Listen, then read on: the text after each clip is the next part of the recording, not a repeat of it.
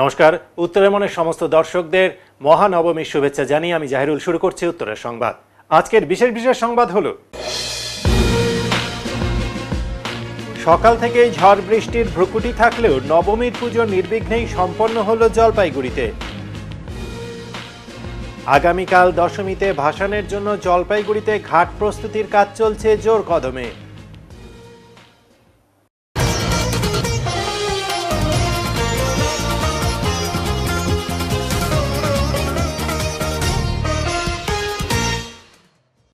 নবমীর সকাল থেকেই আকাশের মুখভার দেখা গেল জলপাইগুড়িতে। মহানবমীর দিন যেন প্রকৃতি রেগে রয়েছে। আকাশ ছিল কালো মেঘে ঢাকা, চলেছে ঝোড়ো হাওয়া, প্রকৃতির কোলে যেন ধেয়ে আসছে বৃষ্টি। আজ মহানবমী। আবহাওয়া দপ্তরের কথা অনুযায়ী আগামী দশমী থেকে বৃষ্টি হওয়ার সম্ভাবনা রয়েছে জলপাইগুড়িতে। আর সেই কথাতে আজ বুধবার থেকেই আকাশের পরিস্থিতি কালো হয়েছিল, শুরু হয়েছিল হালকা বৃষ্টিও।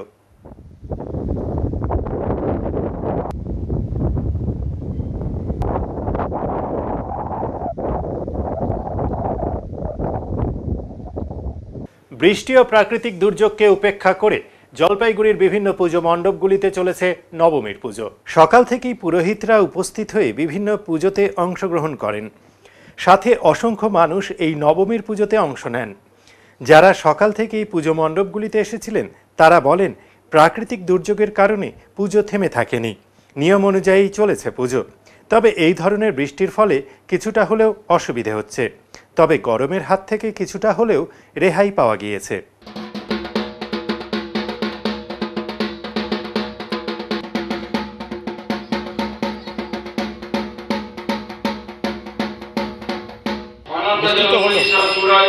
কেমন লাগছে ওয়েদার? ভীষণ ভালো লাগছে।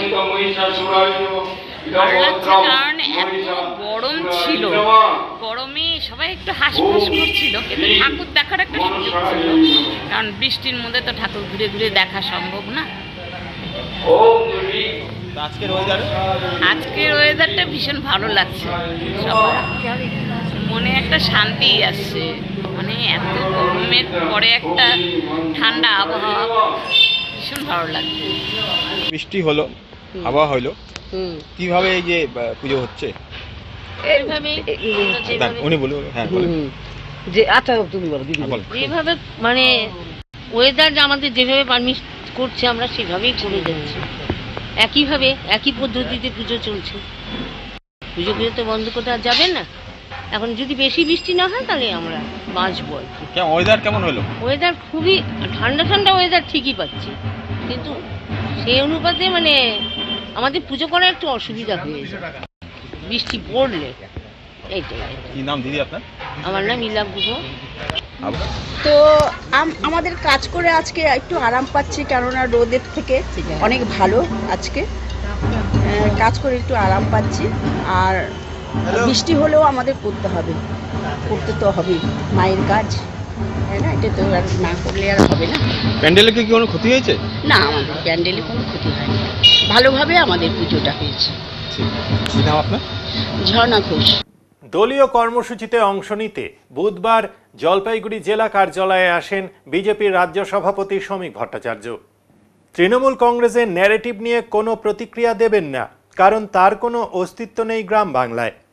র্যাডিক্যালাইজেশনের বিরুদ্ধে সীমান্তবর্তী জেলা হিসেবে আপনাদের দায়িত্ব অনেকটা বেশি, দলীয় কর্মীদের উদ্দেশ্যে বললেন রাজ্য বিজেপি সভাপতি শ্রমিক ভট্টাচার্য। বুধবার দলীয় কর্মসূচিতে অংশ নিতে জলপাইগুড়ি জেলা কার্যালয়ে আসেন রাজ্য বিজেপি সভাপতি তথা রাজ্যসভার সাংসদ শ্রমিক ভট্টাচার্য। জেলা অফিসে উপস্থিত দলীয় বিভিন্ন বর্গের নেতৃত্বের সামনে বর্তমান এবং ভবিষ্যৎ পরিকল্পনা নিয়ে বক্তব্য রাখেন তিনি, যার মধ্যে উঠে আসে বাংলাদেশে রবীন্দ্রনাথ বয়কট থেকে মালদায় রবি ঠাকুরের ছবি আগুনে পুড়িয়ে দেবার মতো বিষয়গুলো। এরই সঙ্গে দেশ জুড়ে চলা ধর্মান্তকরণের বিষয়টি উল্লেখ করে বিজেপি সভাপতি বলেন, আমাদের দেশে প্রলোভন দেখিয়ে ধর্ম পাল্টে দেওয়া অপরাধ হিসেবে চিহ্নিত আইনের চোখে। রাজ্য সরকারের দুর্গাপুজোর কার্নিভাল প্রসঙ্গে তিনি বলেন, এবার দেখবেন মা দুর্গা স্যালুট নিতে যাচ্ছেন, আর আগামী বছর মা দুর্গাকে স্যালুট দিতে বিদায় নিচ্ছেন। এটা দেখবেন বাবুঘাটে। আপনি যে কোনো জায়গায় গিয়ে আপনি নিজের মতো করে আরাধনা করতে পারেন, এটা তো আপনার ব্যক্তিগত ব্যাপার, কিন্তু রাজনীতির অনুপ্রেরণায় প্রেম আইলা মোহাম্মদের মানেটা ঠিক বোঝা যাচ্ছে। এটার দিকে দিকে চলছে উত্তর। নতুন শুরু হয়েছে ধর্মান্তকরণ। আমাদের দেশে ধর্মান্তকরণ করা একটা অপরাধ, আইনগত অপরাধ। কেউ স্বেচ্ছায় যদি ধর্ম গ্রহণ করে, করতেই পারে। যে কেউ যার প্রেম যে করতেই পারে। ওই প্রেমও যেমন কোনো জাত কাল ধর্ম মানে না, পরকীয় যেমন নির্দিষ্ট কোনো নির্দেশে হয় না, সেরকম ভালো লাগাটাও ধর্মের প্রতি, কারণ ঈশ্বরের প্রতি, আল্লাহর প্রতি, সেটাও সম্পূর্ণ ব্যক্তিগত। কিন্তু প্রলোভন দেখিয়ে যদি কাউকে ধর্মান্তর করা হয়, প্রলোভন দেখিয়ে যদি কারোর গলে ক্রস ঝুলিয়ে দেওয়া হয়, তাহলে আপনাদের দায়িত্ব হচ্ছে তার প্রতিবাদ করা, তার বিরুদ্ধে বড় প্রতিরোধ গড়ে তোলা। সেটা আপনার করবেন। সীমান্ত এলাকায় পূজা কেমন দেখলেন? প্রান্তিক মানুষের পুজো কষ্ট করে দুর্গা পুজো করে, তাদেরও কিছু সমস্যা আছে বিএসএফকে নিয়ে, কারণ তাদের আত্মীয় স্বজনের যাতায়াতের অসুবিধা, সেটাও তারা বললেন। অত্যন্ত স্পর্শকাতর বিষয়। বাংলাদেশের সাম্প্রতিক পরিস্থিতি, ওপার বাংলায় তাদের আত্মীয় স্বজন আছে, তারা অত্যাচারী করছেন, সেই কথা বললেন। অত্যন্ত উষ্ণ অভ্যর্থনা পেয়েছি। আমরাও আগামী দিনে করা উচিত আমাদের কর্মীদের মাঝখানে। দাদা, বিহারে ইতিমধ্যে 50 লাখ নাম কাটা গেল। বিহারে 50 লাখ নাম কাটা গেল। এসআইআর বিহারে 50 লক্ষের মতো নাম কাটা গেল। আমাদের এখানে ঠিকঠাক এসআইআর হলেও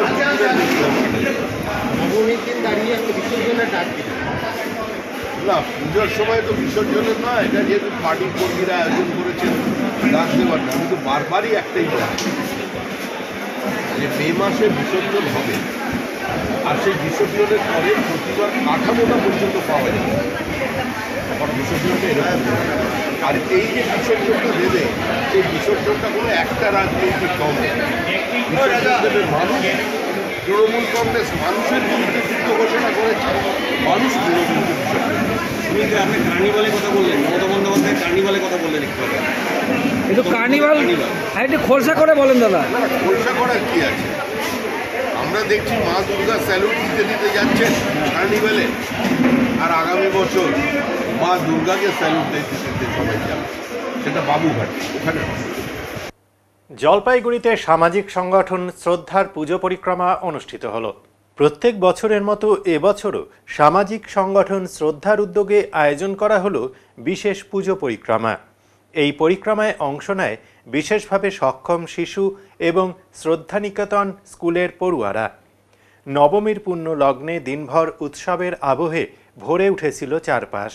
সকাল থেকেই শিশুদের উচ্ছ্বাস ছিল চোখে পড়ার মতো।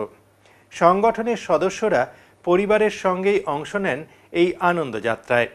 একে একে ঘুরে দেখা হয় শহরের একাধিক খ্যাতনামা পুজো মণ্ডপ। পান্ডাপাড়া, রাজবাড়ি, পাতকাটা, মোহিতনগর তরুণ-দল কোনো পুজোই বাদ যায়নি তালিকা থেকে। শিশুরা একদিকে মণ্ডপ ও প্রতিমা দর্শনে মুগ্ধ হয়, অন্যদিকে আবহ সঙ্গীত ও প্যান্ডেল সজ্জা দেখে খুশিতে আত্মহারা হয়ে ওঠে। সারাদিন ধরে চলতে থাকা এই যাত্রা শেষে ছিল ভরপুর ভুরিভোজের আয়োজন। সংগঠনের সদস্যরা জানিয়েছেন, এই বিশেষ দিনটি শিশুদের সঙ্গে কাটাতে পেরে আমরা ভীষণ আনন্দিত। তাদের মুখে হাসি আমাদের সবচেয়ে বড় প্রাপ্তি। দিনটা কেমন কাটলো? দিনটা আমাদের খুব ভালো কাটলো। আমাদের সব প্রতিবন্ধী বাচ্চাদেরকে নিয়ে আমরা বের হয়ে খুব আনন্দের সঙ্গে সমস্ত পূজা পরিক্রমা দেখে এখন আমরা বাড়ির পথে যাব।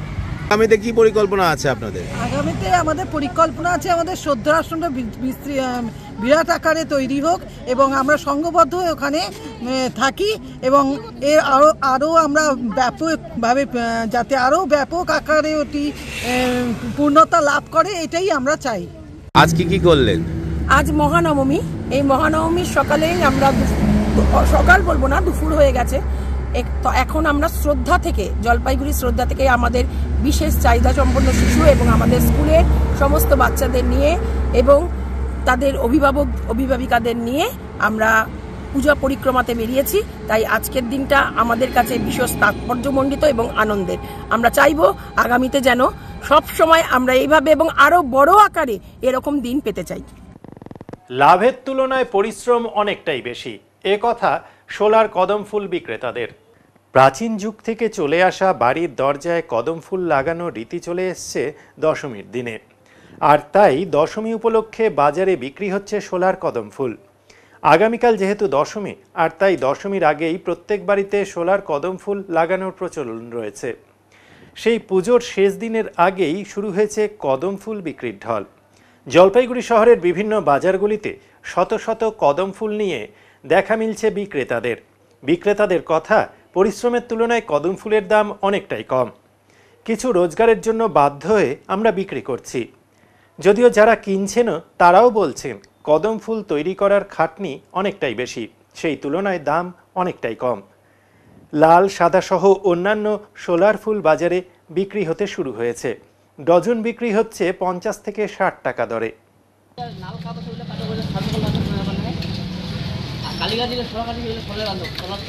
কি করবেন? এই যে দশমীর দিন লাগে সোলার ফুল ঘট বসাতে লাগে। কত দাম নেবে? 1 ডজন 50 টাকা দিয়ে নিয়ে। দামটা কি বেশি না কম মনে হয়? না না, ঠিকই আছে। পরিশ্রমের তুলনায় পরিশ্রমের জিনিস নিবি। তাহলে তো কি কারণে নিয়ে থাকেন? এই পূজার, লক্ষ্মী পূজা টুজার এইসব ব্যাপারে। দশমীতে লাগেন? হ্যাঁ, দশমীতে লাগে, দশমী পরের দিন বিজয় দশমীতে লাগে। কেমন দাম দেখছেন? ঠিকই আছে, কি করবে, খরচাও তো আছে না ওদের। আমরা ষোলোটাকে তুলে আনি, এটা চাষ করি। অনেকে চাষ করে, আমরা চাষ করতে না পারি কিনে আনতে হয়, তুলে আনে শুকাতে হয়, তো এটা কাজ করতে হয় বাড়িতে। কি গাছ এটা আসলে? সোলার গাছ। এটা সোলার গাছ। সোলার গাছ হচ্ছে না হিসাবে। বিক্রি কেমন হচ্ছে? বিক্রি হচ্ছে মোটামুটি। দশমী উপলক্ষে তো, আর দশমীতে, লক্ষ্মী পূজাতে। এখনই নিচ্ছি ছোট্ট একটি বিরতি, ফিরে আসবো আরো খবর নিয়ে, সঙ্গে থাকুন। সব সময় সব দিকের সব খবর পেতে সাবস্ক্রাইব করুন, বেল আইকনটি প্রেস করে আপডেট থাকুন।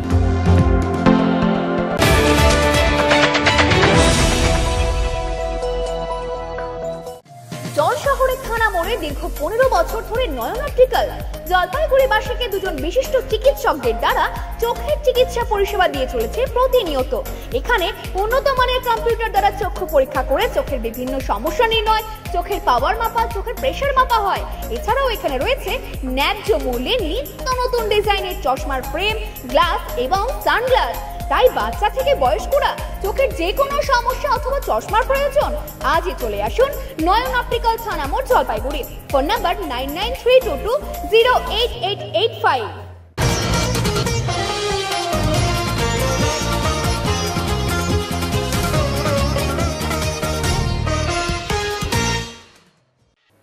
আগামীকাল 2রা অক্টোবর, তাই মহাত্মা গান্ধীর জন্মদিনের প্রাক্কালে জলপাইগুড়ি পৌরসভার পক্ষ থেকে চলছে গান্ধী মূর্তির পরিষ্কার পরিচ্ছন্নতার কাজ। মহাত্মা গান্ধীর জন্মদিন আগামীকাল, আর সেই উপলক্ষেই জলপাইগুড়ি শহরের গান্ধী মোড়ে অবস্থিত মহাত্মা গান্ধীর পূর্ণাবয়ব মূর্তিতে এখন চলছে জোরদার প্রস্তুতি। মূর্তির আশেপাশে নোংরা আবর্জনা পরিষ্কারের কাজ চলছে। জলপাইগুড়ি পৌরসভার উদ্যোগে মূর্তির আশেপাশে রং করা হয়েছে।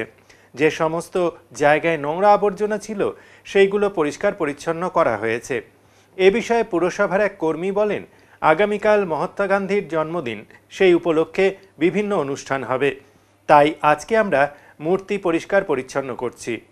আগামীকাল মহাত্মা গান্ধীর জন্মদিন, সেই উপলক্ষে গান্ধীজির মানে পরিষ্কার করা হচ্ছে। হ্যাঁ, পৌরসভার থেকে। হ্যাঁ, পৌরসভার থেকে 8 নম্বর ওয়ার্ড। মানে কালকে কি কোনো অনুষ্ঠান হবে? হ্যাঁ, গান্ধীজির তো অনুষ্ঠান হবে। আপনারা কি কি পরিষ্কার করলেন এই জায়গায়? গান্ধীজিকে স্নান করানো হলো, তা মানে এখানে যে ভেতরে যে ছিল সেগুলাকে, জঙ্গল টঙ্গল ছিল সেগুলাকে পরিষ্কার করে দিলাম। দশমীর আগে জলপাইগুড়ির বিভিন্ন ঘাটে কাজ চলছে।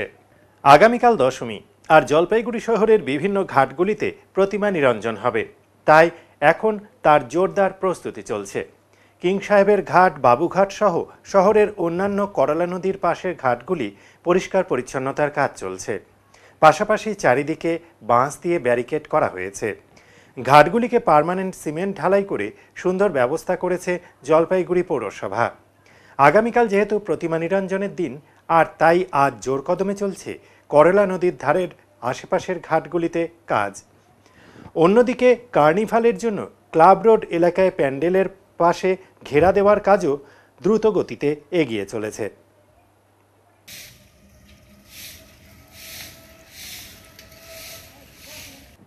আগামীকাল সন্ধ্যায় রাবণ বধ অনুষ্ঠিত হবে বাবুঘাট এলাকায়।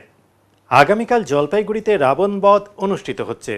প্রতি বছরই দশমীর দিনে রাবণ বধের আয়োজন করে থাকে বাবুপাড়া কালীবাড়ি। এবারও বাবুপাড়া কালীবাড়ির উদ্যোগে আগামীকাল সন্ধ্যায় রাবণ বধ হবে। আর তার জন্যই এখন করলা নদীর বাবুঘাটের উল্টো পাশে চলছে রাবণের কাঠামো বানানোর কাজ। সাথে চলছে ওই এলাকার পরিষ্কার পরিচ্ছন্নতার কাজও। প্রতি বছরই রাবণ বধের জন্য আগ্রহী হয়ে মানুষ অপেক্ষা করে দশমীর দিন রাতে রাবণ বধ হবে। আর আগামীকালও সেই রাবণ বধ অনুষ্ঠিত হবে। আগামীকাল রাবণ কখন কি হচ্ছে বলে? প্রতিবারের ন্যায় এবারও বাবুপাড়া থেকে আমাদের রাবণ বধ অনুষ্ঠান হবে এবং নির্ধারিত 2 তারিখে আমাদের দশমী পড়েছে। মহা দশমীর দিন আমরা সন্ধ্যেবেলা রাবণ বধ অনুষ্ঠানটি সংগঠিত করব এবং বাবুপাড়ায় এই রাবণ আপাতত আমাদের তৈরির কাজ চলছে। জানি না কতদূর কি হবে, প্রাকৃতিক দুর্যোগ যেভাবে আর কি হয়ে চলেছে, তাও আমরা চেষ্টা চালিয়ে যাচ্ছি। আপনাদের প্রস্তুতি শেষ নাকি কাজ শুরু? না, কাজ এখনো চলছে। আশা করি হয়তো দশমীর মধ্যে আমাদের কাজ শেষ হয়ে যাবে এবং সন্ধ্যে নাগাদ। আগামীকাল কখন পোড়ানো হবে? আগামীকাল প্রতিবার তো আমাদের ওই 8টা নাগাদই পোড়ানো হয়। এবার প্রশাসনের সঙ্গে আমরা একটু কন্ট্যাক্ট করে নেব যে ওনাদের কিভাবে ওদের ইনস্ট্রাকশন থাকে, সেই ইনস্ট্রাকশন অনুযায়ী রাবণ বধ অনুষ্ঠান। এখনই নিচ্ছি ছোট্ট একটি বিরতি, ফিরে আসবো আরো খবর নিয়ে, সঙ্গে থাকুন। সব সময় সব দিকের সব খবর পেতে সাবস্ক্রাইব করুন, বেল আইকনটি প্রেস করে আপডেট থাকুন।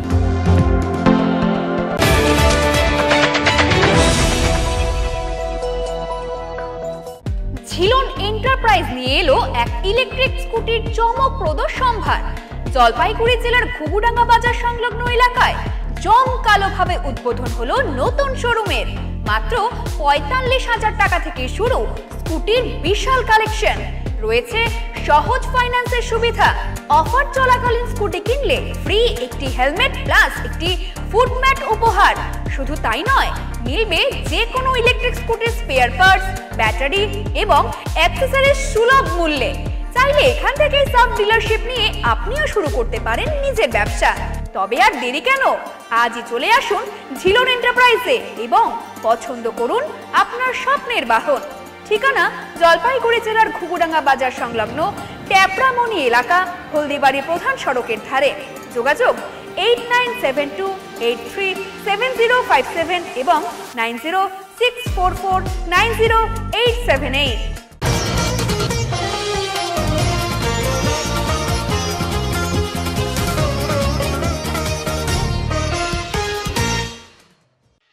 নবমীতে শিলিগুড়িতে অসুরের ভূমিকায় বৃষ্টি, বজ্রবিদ্যুৎ সহ বৃষ্টিপাতের সতর্কতা জারি উত্তরের জেলাগুলিতে। নবমীর দিন শিলিগুড়ি ও উত্তরবঙ্গের বিভিন্ন জেলায় হঠাৎ করে তীব্র বৃষ্টি নেমেছে। ঘড়ির কাঁটায় 12টা পার হতে শহরে ধেয়ে আসে ঝমঝম বৃষ্টি। সকাল থেকে মেঘলা আকাশ দেখা যায়, বেলা বাড়তেই প্রচণ্ড বৃষ্টি শুরু হয়। আলিপুর আবহাওয়া দপ্তরের সতর্কবার্তা অনুযায়ী আগামী 2 ঘন্টায় বজ্রবিদ্যুৎ সহ ঝড় বৃষ্টির সম্ভাবনা রয়েছে। আলিপুরদুয়ার, কোচবিহার, জলপাইগুড়ি এবং উত্তর দিনাজপুর জেলায় হালকা থেকে মাঝারি বৃষ্টির সঙ্গে দমকা ঝোড়ো বাতাসের পূর্বাভাস রয়েছে, যা ঘন্টায় 30 থেকে 40 কিলোমিটার বেগে বইতে পারে। দার্জিলিং ও কালিম্পং এলাকায়ও ভারী থেকে মাঝারি বৃষ্টির সম্ভাবনা রয়েছে। নিম্নচাপের প্রভাবে মধ্য উত্তর বঙ্গোপসাগরে শক্তি বাড়ছে। আগামী 2-3 দিনে দক্ষিণ ও উত্তরবঙ্গে ভারী বৃষ্টির আশঙ্কা রয়েছে। বিশেষত দশমী ও একাদশীতে দক্ষিণবঙ্গে ঝড় বৃষ্টির সতর্কতা জারি করা হয়েছে। মৎস্যজীবীদের সমুদ্রে যাওয়া এ সময় নিষিদ্ধ করা হয়েছে। বৃষ্টির ফলে সেবকে ধস নামে, যার কারণে যানবাহন আটকে পড়ে। যুদ্ধকালীন তৎপরতায় রাস্তা পরিষ্কার করার কাজ চলছে। এই পরিস্থিতি পুজোর উৎসব কেন্দ্রিক কার্যক্রমেও প্রভাব ফেলছে। আবহাওয়া বিশেষজ্ঞরা জানাচ্ছেন, এই নিম্নচাপের প্রভাবে 2রা অক্টোবর থেকে 4ঠা অক্টোবর পর্যন্ত দক্ষিণবঙ্গের বিভিন্ন জেলায় ভারী থেকে অতি ভারী বৃষ্টির সম্ভাবনা রয়েছে। কলকাতা সহ দক্ষিণবঙ্গের অন্যান্য শহরেও সম্ভাব্য ভারী বৃষ্টির সতর্কতা দেওয়া হয়েছে। এখন আবহাওয়ার খবর।